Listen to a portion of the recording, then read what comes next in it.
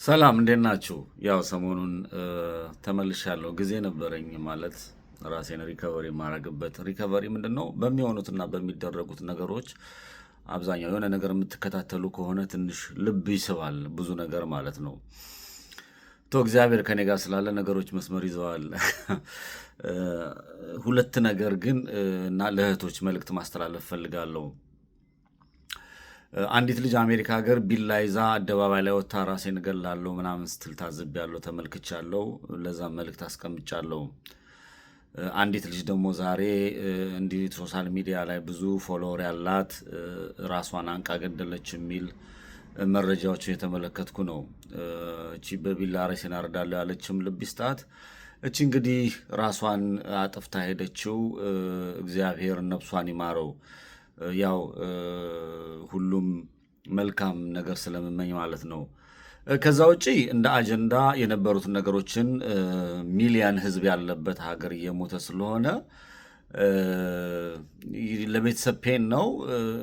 ሰፋ አድርጌ ስለምመለከተው በግለሰቦች ላይ ጊዜን ማቃጠል አልፈልግም።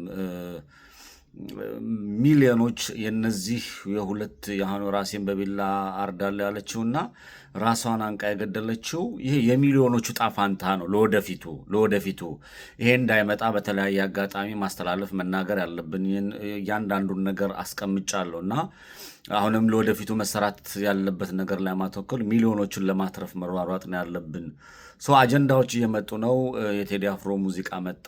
ከቴዲ አፍሮ ሙዚቃ በኋላ ነገሮች ተመለከትናቸው። አድናቆት የሚሰጥ የሚረግም የሚሳደብም አለ።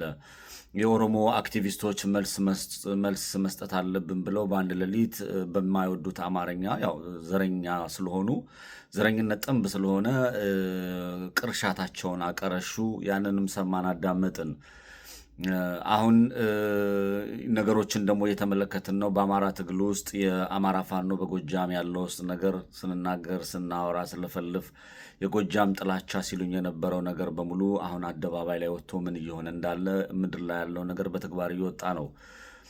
እውነት የሚናገርና ያንን ይሄ ነገር ትክክል አይደለም ብሎ የሚናገር መፈረጅና ስያሜ በመስጠት ወይም ደግሞ ይሄ ፍረጃን በማስቀመጥ ወደ ጎን የማድረግ አባዜ ይሄ የሰፈርተኝነት የመንደርተኝነት አካሄድ ጥቅም እንደሌለውም ተናግረን ነበረ። ትኩረት ጎጃም ላለ ትግል የጎጃም አማራ ምን አይነት ዋጋ እየከፈለ ነው የሚለውን ነገር መመልከት ተገቢ ነው ብዬ አስባለሁ። ትኩረት ወደዛ እንድናደርግ ጥሬን አስተላልፋለሁ። ሳውዝ አፍሪካ ላይ በጣም በርከት ያሉ ኢትዮጵያኖች በተለይ የደቡብ ክልል ወንድሞቻችንና እህቶቻችን በጣም በአስጨናቂ ሁኔታ ዋጋ እየከፈሉ እንዳለ አንዳንድ መረጃዎችን እየተመለከትኩ ነው። ትኩረታችን ሳውዝ አፍሪካ ላይ ያሉ ወንድሞቻችን፣ የሳውዝ አፍሪካ መንግስት አለ፣ መንግስት ያለባት ሀገር ነች።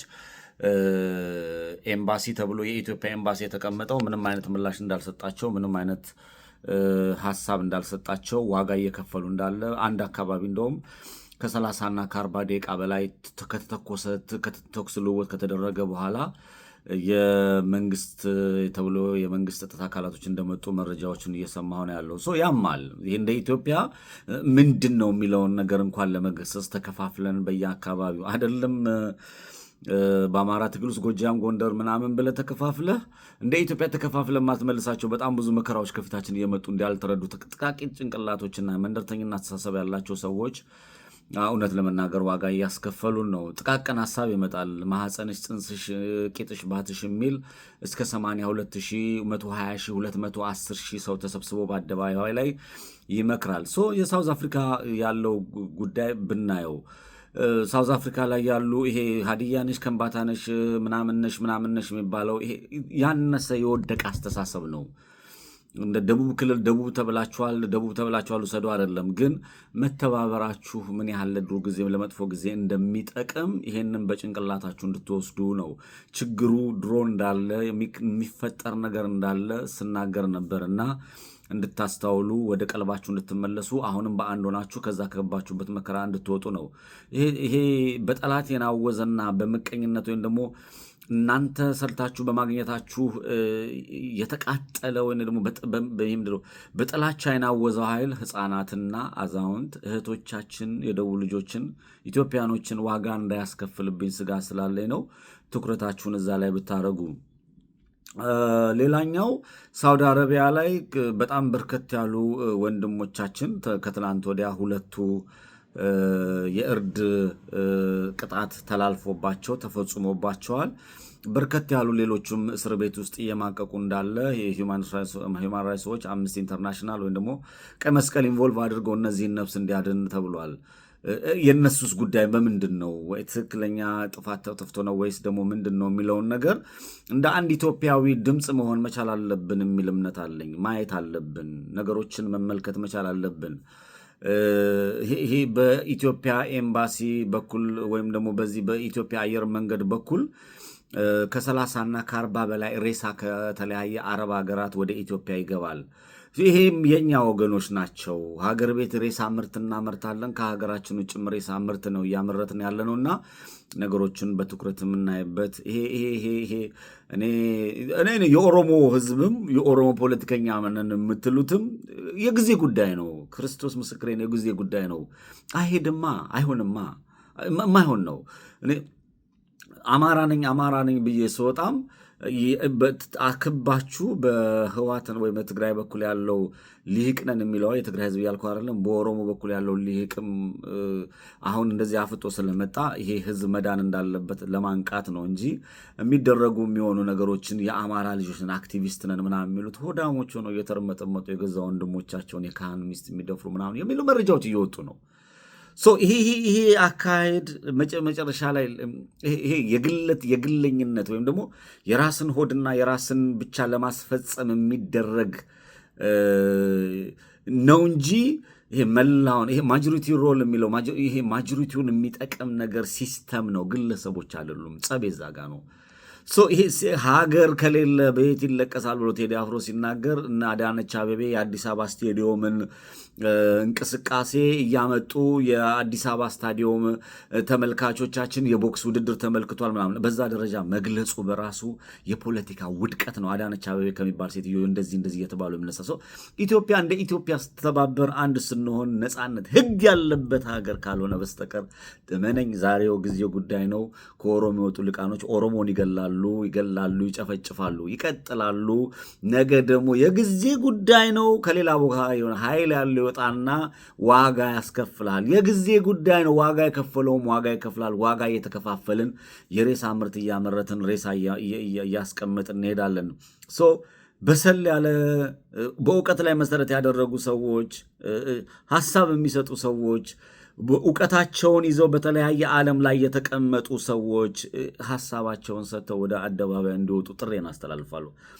የዚች ሀገር መከራ፣ የኢትዮጵያ መከራ እመኑኝም አትመኑኝም ድንቁርና ነው። ድንቁርና ደግሞ እውቀት አልባነት ደግሞ ኃጢአትን ያመጣል። ለኃጢአት ደግሞ እያንዳንዳችን ዋጋ እንከፍላለን።